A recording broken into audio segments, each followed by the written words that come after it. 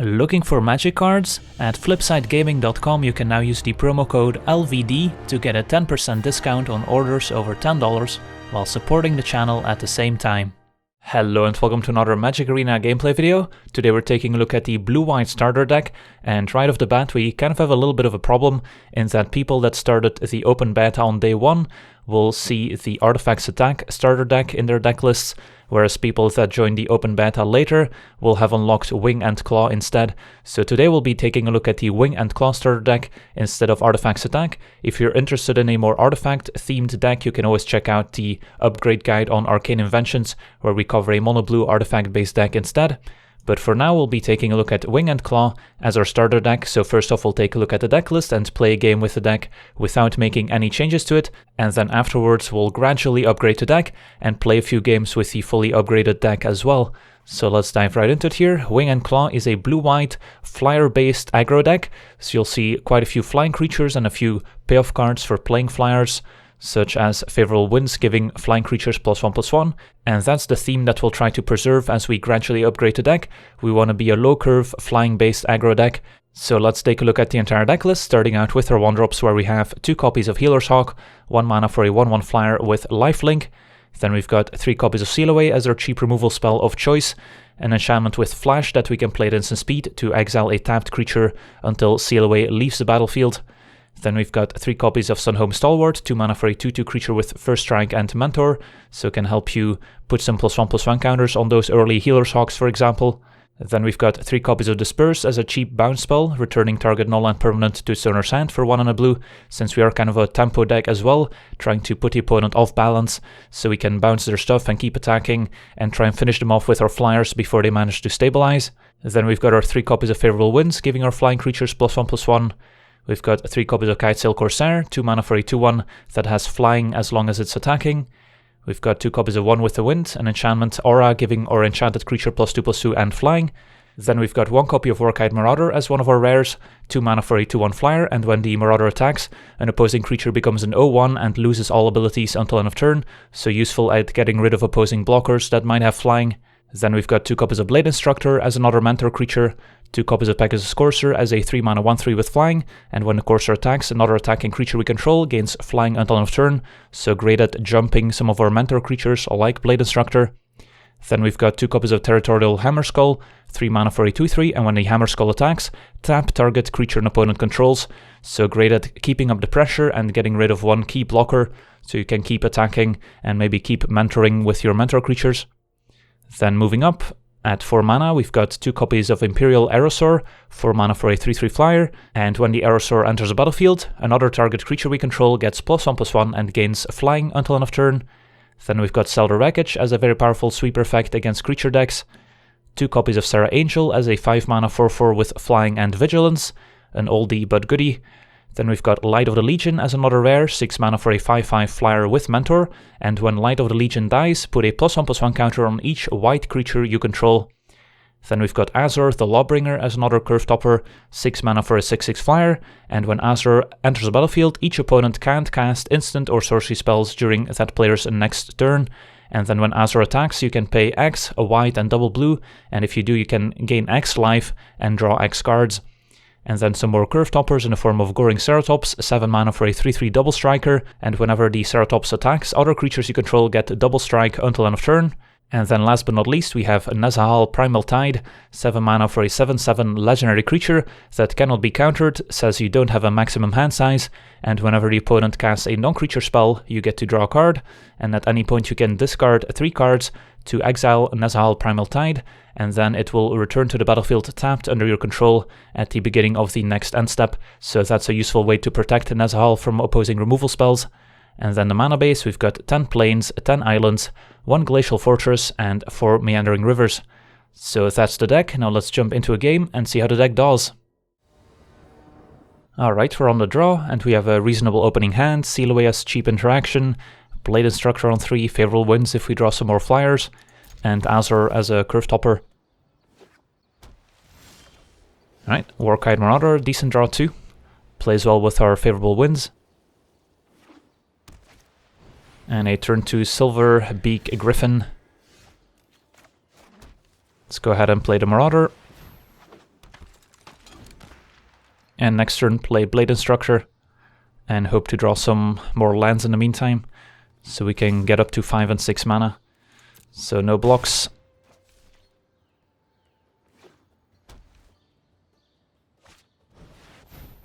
And turn 3 Resplendent Angel. That's a good one, so hopefully we can use our Seal Away to get rid of it. But for now we can still attack with our Warkite Marauder, thanks to the ability, and play a Blade Instructor. We did pick up a Kitesail Corsair, so ideally we draw land next turn, so we can go Seal Away plus Corsair. It's going to be a Martyr of Dusk, which might be the target of the Warkite Marauder here. And Island to draw, perfect. So I think we'll main phase a Seal Away to prevent any shenanigans on the Angel, and then play Corsair, we can attack. And Instructor will mentor onto Marauder. Marauder turns this into an 0-1, so the Blade Instructor survives. Should be good.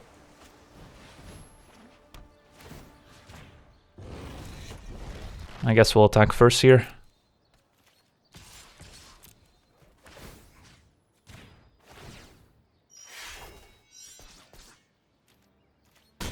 Opponent takes it, we'll play Corsair, and next turn we might drop Favorable Winds to boost up our Marauder and the Corsair. Although it's a little bit awkward with Mentor, since if we play Favorable Winds we can no longer mentor onto the Corsair. So I don't really want to block a Martyr of Dusk here. And of course Corsair can block Griffin, since it only has flying when we're attacking. A Rock Charger. Alright, so we're down to 9. We did draw land, so we can just play a Sarah Angel here too, which I prefer over Favorable Winds at this point. So our draws have been quite good so far. Let's get in there.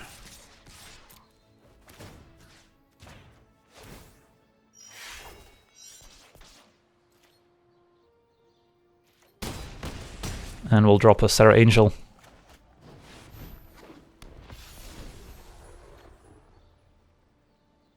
So even if the opponent can somehow get rid of Sarah Angel, we're still only taking 5. And our opponent scoops it up, alright. Alright, now that we got to see the deck in action, it's time to upgrade the deck. And right off the bat, we can make a few changes to the deck without needing to spend any wild cards, just from taking some cards from the other starter decks and adding them to the deck. So the first couple of cards we'll add include a Riddlemaster Sphinx, which you get in the blue starter deck as a 6-mana 5/5 flyer that bounces an opposing creature when it enters battlefield. We can also add Take Vengeance as a cheap removal spell that can destroy target tapped creature for 2 mana. Then we can also add a River's Rebuke, which is a 6-mana sorcery that returns all non-land permanents target player controls to their owner's hand, which you can find in the Wrath of Mages blue-red starter deck. Then we can also add 2 copies of Blink of an Eye, which is a 2-mana instant with Kicker for 1 on a blue that returns target non-land permanent to its owner's hand, so much like Disperse, but if the spell was kicked you can also draw a card, so it's just a strictly better Disperse. So we can add 2 copies of Blink, and you'll also find this one in the blue-red starter deck, Wrath of Mages. And we can also add a Resplendent Angel like we saw from the opponent's deck, 3 mana for a 3/3 flyer, and at the beginning of each end step, if you gained 5 or more life this turn, you get to make a 4/4 Angel token with Flying and Vigilance, and for 6 mana we can give the Angel +2/+2 and lifelink until end of turn, which is an easy way to gain 5 or more life in a turn. So we'll add Resplendent Angel, which you can find in the black-white starter deck, Eternal Thirst. Then we can also add a copy of Kinjali's Sunwing, 3 mana for a 2/3 flyer, that says creatures your opponents control enter the battlefield tapped, which is a nice creature in any aggressive deck like this one, and the ability also very synergistic with cards like Seal Away, letting you exile an opposing creature right away because it enters battlefield tapped, so it can even help you get rid of vigilance creatures that otherwise you might not be able to exile with Seal Away. And you find the Kinjali Sunwing in the red-white starter deck, Strength in Numbers. And then last but not least, we can add 2 copies of Leonin Warleader to the deck, which you find in multiple starter decks, including Strength in Numbers and Eternal Thirst, as a 4 mana 4/4 that when it attacks makes 2 1/1 white cat creature tokens with lifelink that are also tapped and attacking. So just a nice aggressive creature that pairs well with creatures like Pegasus Courser giving it flying, or alongside the Hammer Skull, getting rid of an opposing blocker so that the War Leader can easily keep attacking. So we'll add 2 copies of War Leader to the deck. And now it's time to make some cuts to make room for these newly added cards. We'll start by cutting 2 copies of Disperse, which is just a worse version of Blink of an Eye. Then in the game we just played, we also saw that our deck doesn't really need to have too many expensive cards. Like, we're rarely gonna need to get up to 7 mana to win the game, since usually we're trying to close out the game a lot faster than that. So having these expensive 7 mana creatures like Goring Ceratops and Nazahal will just make the deck slower and not really help us out at closing out the game quickly. So Goring Ceratops and Nazahal are also fine cards that we can cut. Then I'm also not the biggest fan of One with the Wind, just because it's so weak against opposing removal spells, and once you start playing Constructed, you'll notice that most people play quite a few removal spells in their deck, and One with the Wind is just asking for the opponent to spend a removal spell, killing your creature and your enchantment, so getting a nice 2-for-1. So One with the Wind will be cut as well.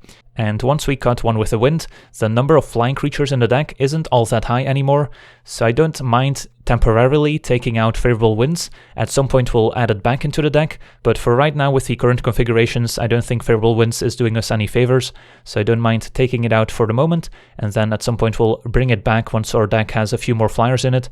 And in the game we just played, we also noticed a bit of a nombo with Favorable Winds and the Mentor creatures, so this brings us back to 60 cards. You'll also notice that we don't have a ton of blue cards in the deck left, so it could be okay to maybe cut a few islands to make room for a few extra planes, since we now have so many double white cards that we need to cast on curve. So we could, for example, cut 2 islands and add 2 planes back into the deck, just to balance out the mana base a little bit, so we'll have access to double white more consistently. So now we're back to 60 cards. And now it's time to start throwing some wild cards into the mix and keep upgrading the deck. First off, we'll go over all the commons we want to add to the deck in order of importance, and then we'll do the same with the uncommons, the rares and the mythic rares. And the first common we'll add to the deck include additional copies of Healer's Hawk, just to increase the density of 1-drops in the deck, so we can start out our curve with a 1-drop on turn 1. So we'll add 2 copies of Healer's Hawk to the deck. And then in a similar fashion, we'll also add 2 copies of Rustwing Falcon to our deck as a 1-mana 1/2 with flying. And to make room for the newly added birds, we'll end up cutting some of the more expensive cards we've added to the deck so far. So even though we just added Reverse Rebuke and Riddlemaster Sphinx, those will be the first cards we end up cutting. And now because we've also cut 2 6-drops out of the deck, it's okay to cut an island out of the deck as well, since now we've lowered the curve of the deck and don't really need 25 lands anymore, since we don't need to draw as many mana sources to play our spells. And then our final cut for now will be the last copy of Disperse. So we're back to 60 cards, and now it's time to add some uncommons to the deck, and there's quite a few uncommons we want to add to the deck. First off, we'll add 4 copies of Siren Stormtamer to the deck as a nice 1-mana 1/1 flyer, and for a blue mana and sacrificing Stormtamer, we can counter target spell or ability that targets you or a creature you control, so great against spot removal spells.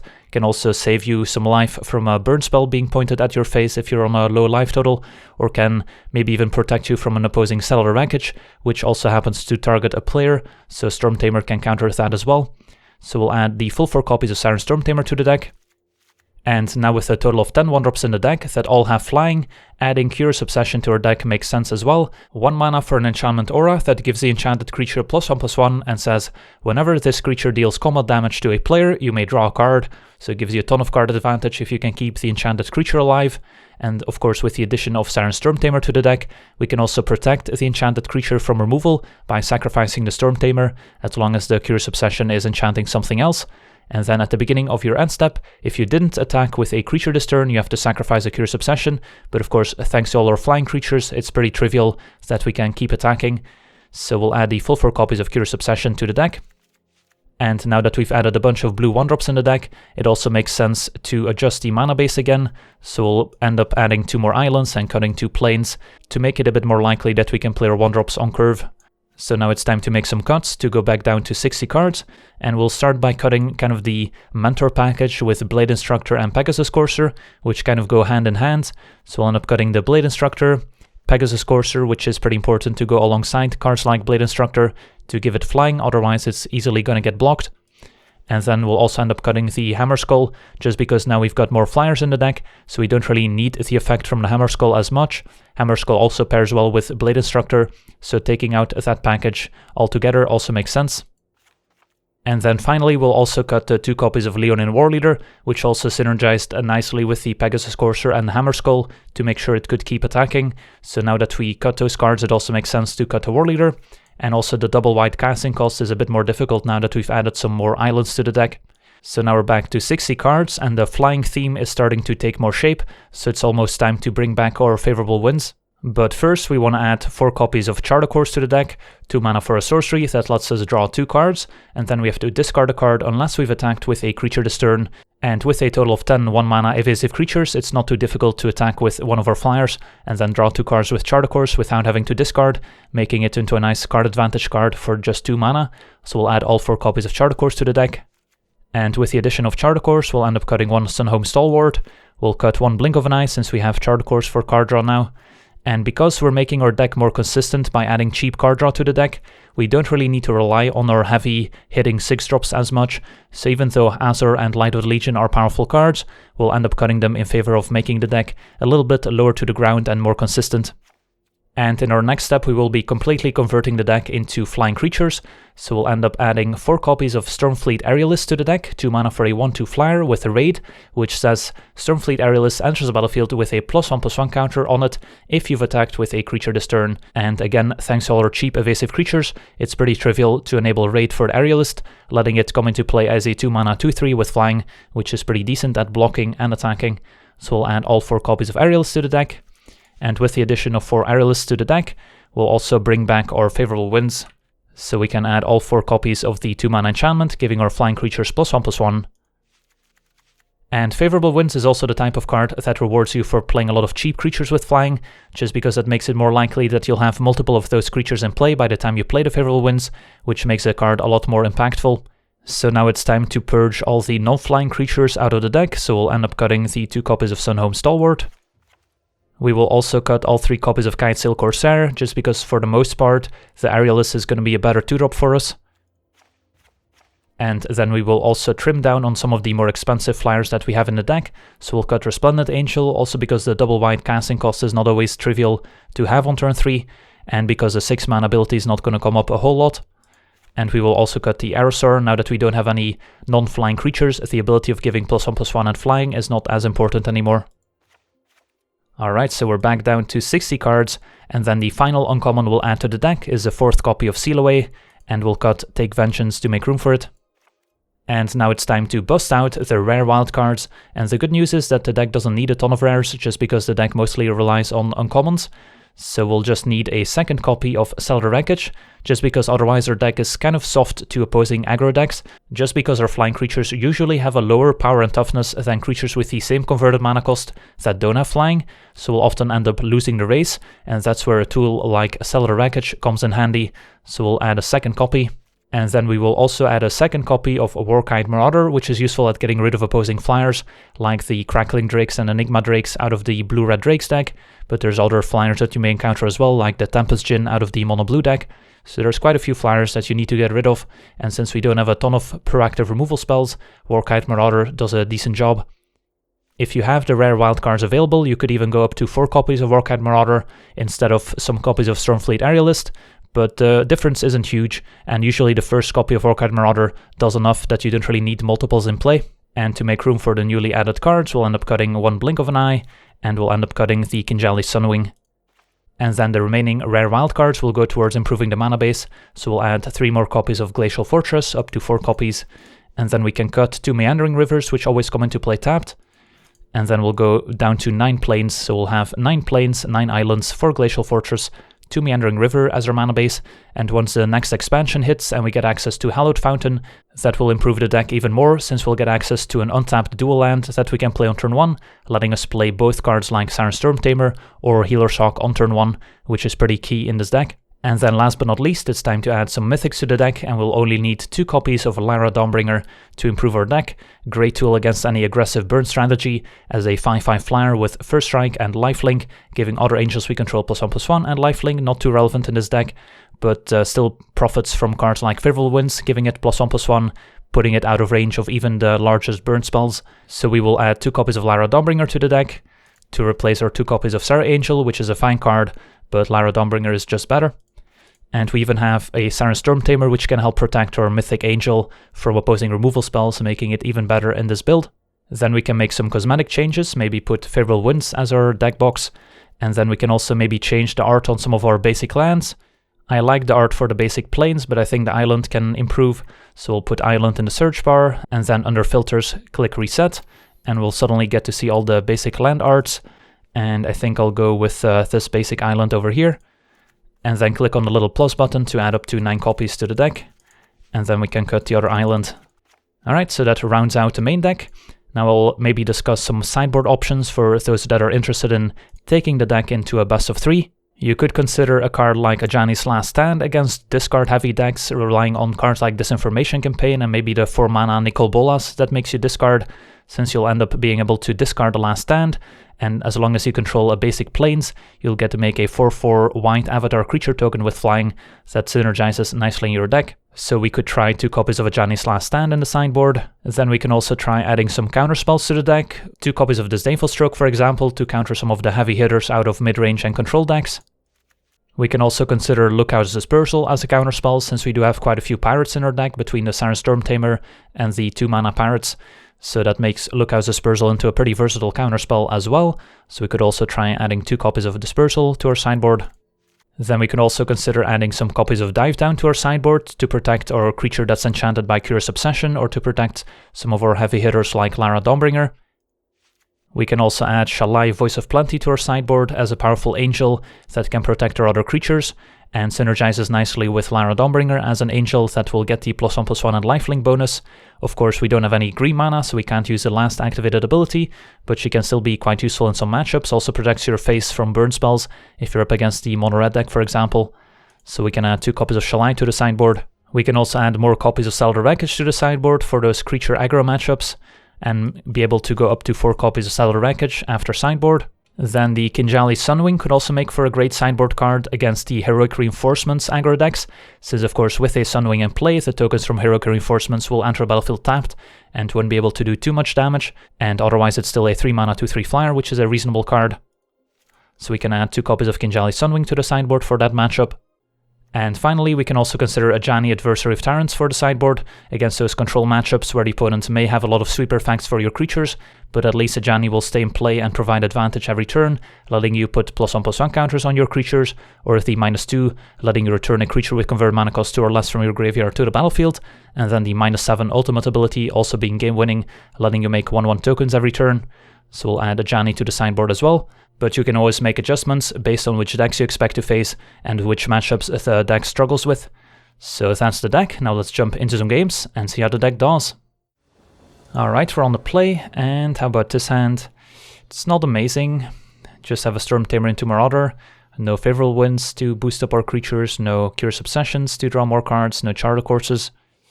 But I think it is functional enough that we should keep. We do have double white and settle, so if we're up against an opposing creature aggro deck, then we have a useful tool.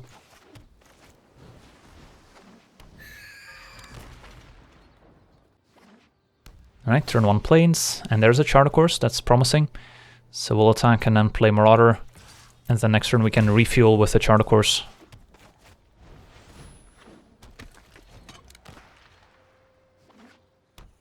Alright, green-white, so it could be a tokens deck. As we see Amara, which is pretty good. Ooh, Lara Dawnbringer gives us something to work towards. So let's attack. And then it's interesting whether we play the island into Charter Course in case we draw Healer's Hawk or Rustwing Falcon, or if we just play the tapped river to make sure that on turn 5 we can play Lara.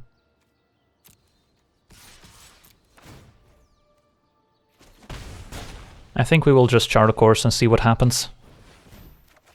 Alright, picked up Stormtamer, so I guess we'll play Island into Stormtamer, and then next turn we can go Favorable Winds plus Meandering River. I don't think we'll need to sell the Wreckage quite yet. And slowly work our way up towards Lara Dawnbringer here.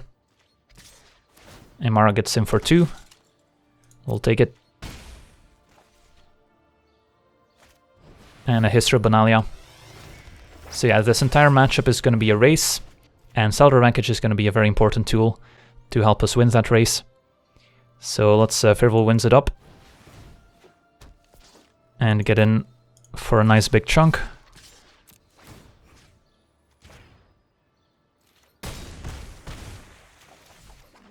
And then next turn we might keep up Settle, so we don't take 1,000,000 damage from the 3rd chapter of history. Alright, Banalish Marshal too. Means they gain 2 life from their soldier token here. So it'll go up to 11, which does mean that we still have a 2-turn clock with our flyers, which is important, unless they have a Conclave Tribunal as well here, which appears to be the case.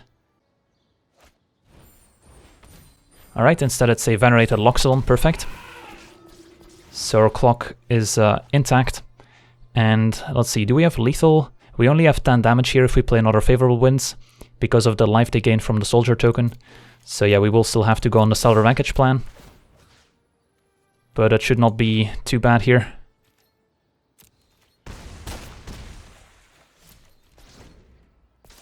Since there's no real way our opponent can interact with Stellar Wreckage, and if they don't attack, we just kill them next turn with our flyers. So the best they can do is just kill all our flyers. But that's also unlikely out of the green-white tokens deck. So I don't hate our chances. Opponent sends everyone. It's not like they really have a choice. And we'll settle.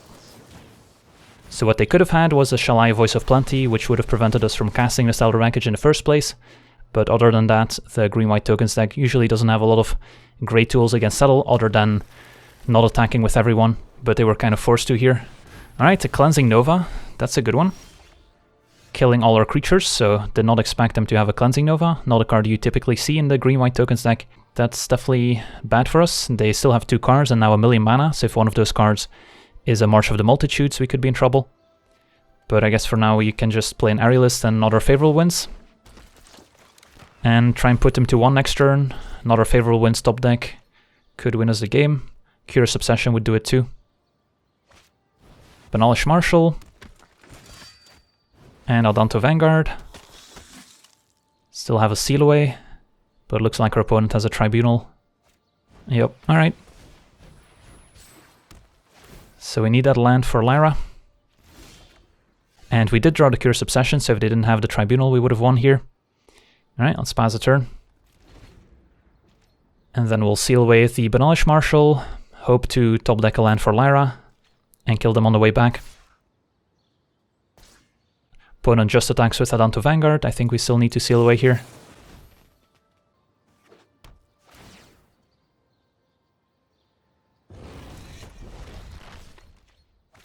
And it's going to be a Mentor of the Meek.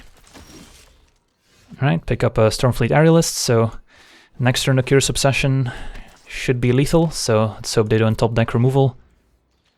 And at 10 life we should be safe from a lethal attack. I guess a Flourish from Flower Flourish would force us to jump block. Alright, I'm gonna go for it here.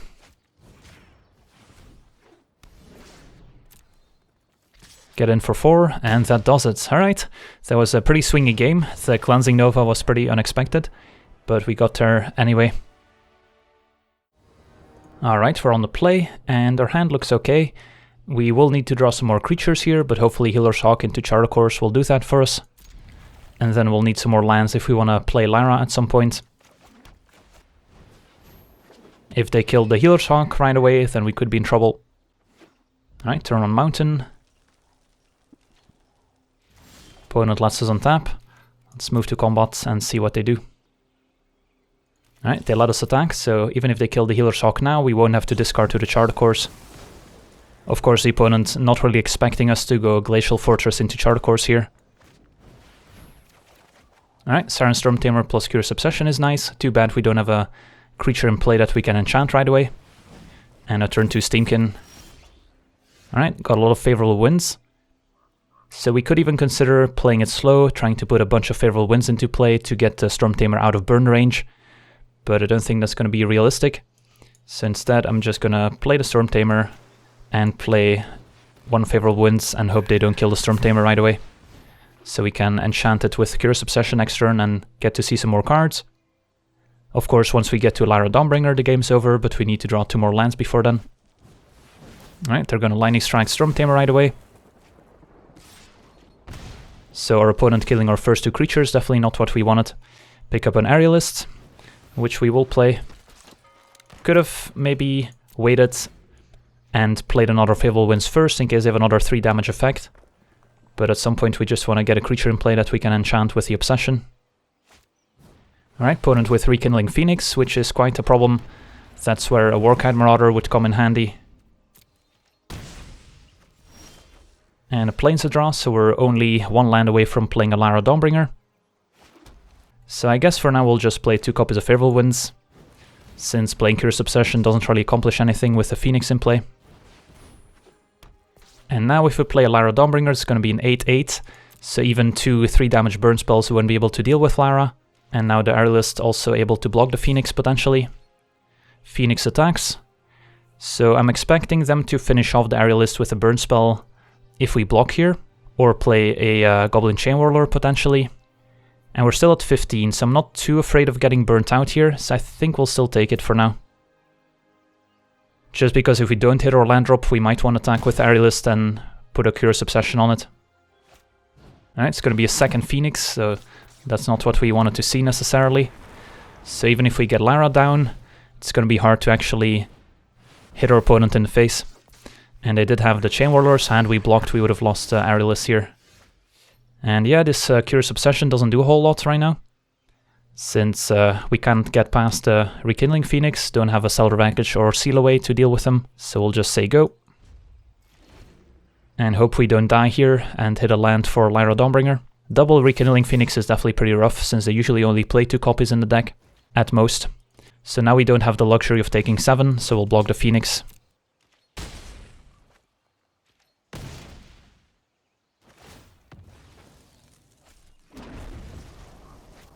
And another Chain Whirler will finish off the Aerialist.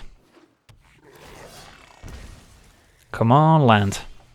Alright, this gives us a chance.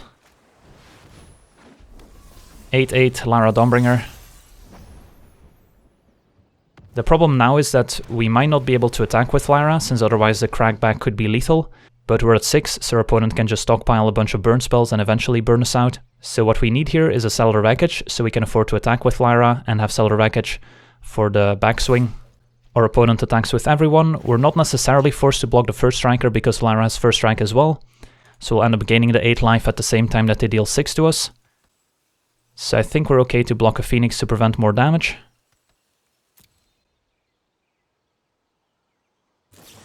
But they have a Lightning Strike on their own Rekindling Phoenix to prevent a life gain from Lara Dawnbringer. That's a smart play. Could have avoided that by blocking the Runaway Steamkin, I suppose, because then it would have grown up to a 4/4, but then they could have just removed the +1/+1 counters from the Runaway Steamkin, and it would have still ended up dying to the Lightning Strike. So I don't think we had a way to survive that. Of course, double Rekindling Phoenix was pretty unfortunate, since we never got to connect with our Curious Obsessions, and the double removal spell start also slowed us down quite a bit. Alright, on to the next one. Alright, we're on the play, and how about this hand? Looks okay. It's missing a Favorable Winds or a Curious Obsession, maybe a Charter Course to refuel, but still a reasonable curve here. And I guess we'll lead with the Rustwing Falcon, just because we have a single Plains, and if we were to draw more white cards, playing the Falcon means that we won't be bottlenecked on white mana. Alright, there's a Favorable Wind, so that's a good draw. Get to play Marauder, get in for 1. And next turn we can go Storm Tamer plus Favorable Winds up against a green-white deck of some variety. And a turn 2 Shanna. So we'll definitely expect to see some tokens. Alright, let's play the Winds. Attack for 5. Play a Storm Tamer. So we've got a pretty nice clock going in the skies. 2-turn clock to be exact, so if they don't gain any life or don't kill any of our creatures, they'll be dead on 2 turns. Emara can make some life-linking tokens, so that might throw off the math. But for now we'll keep attacking.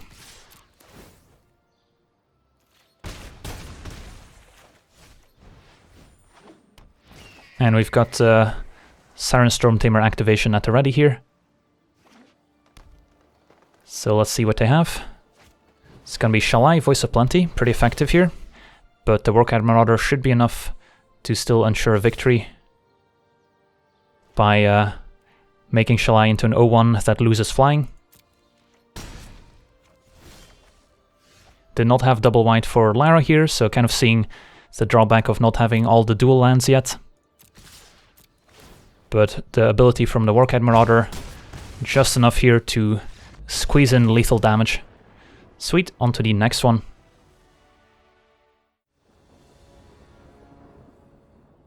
Alright, we're on the draw. Our hand's a little bit awkward in that we don't have a basic plane, so we don't get to play one of our hawks on turn 1. But I think we still keep. And we're on the draw, so there's a small chance that we draw into an untapped white source, instead draw an island, so it's definitely the drawback of not having Hallowed Fountain yet. But we'll still play the Glacial Fortress, because if we do draw into a plains, we'll want to play 2 1-drops most likely. Right, turn 2 Branchwalker, so appears to be blank green midrange. Cast down is definitely good against our Curse Obsession, but they're going to put it in the graveyard because leading with a Glacial Fortress usually indicates some sort of control deck, so it makes sense to put the removal spell in the graveyard. Alright, so we did not pick up a white source, so we can go double 1-drop, so at that point we might want to consider playing the Marauder, but of course we'll still be bottlenecked on white mana. So I think we still play the Healer's Hawk here. And then next turn we can go Marauder plus 1-drop. And no point in playing the Obsession, otherwise it's just gonna fall off. So not the start we were hoping for, kind of stumbled out of the starting blocks because we didn't have untapped white mana.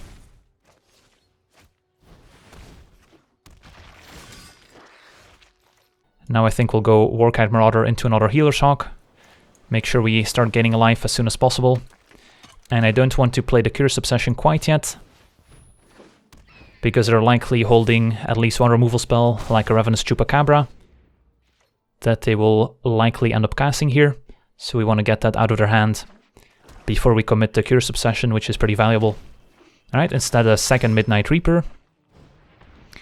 And Midnight Reaper we don't really care about since all removal is exile based anyway, and we don't really intend to block anytime soon. Alright, there's Seal Away, which could exile a Reaper if we wanted to, but I think here the play is going to be Winds, Obsession plus Falcon, and we'll start off by playing Winds and Obsession, see what we draw, although I doubt we'll draw anything that really makes us change our mind. Maybe we'll draw into another Healer's Hawk that we want to play instead. Target the Hawk. Attack with everyone, gain 5 life, which is pretty valuable here. And what do we draw? A Sarin Stormtamer, so we could play that if we wanted to.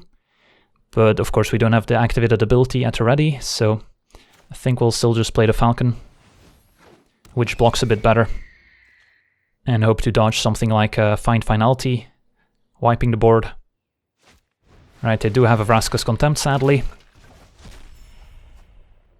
So of course, if we didn't play the favorable winds and drew into Sarin Stormtamer, we would have had the mana to play it and protect our creature, but without knowing the top of our deck, that's a difficult play to make. And we could trade, but I don't want my opponent to draw 2 cards with the Reaper, so I think I'll just take 9.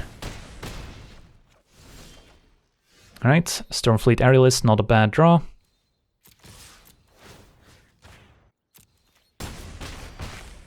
Play Aerialists, which blocks pretty well. And then keep up Seal Away. We could Seal Away right now, but I don't want to give that information to my opponent yet. And then we should have lethal on the way back. Opponent with a Jade Light Ranger, which finds Wildgrowth Walker, which they could have definitely used to gain a bit of life back.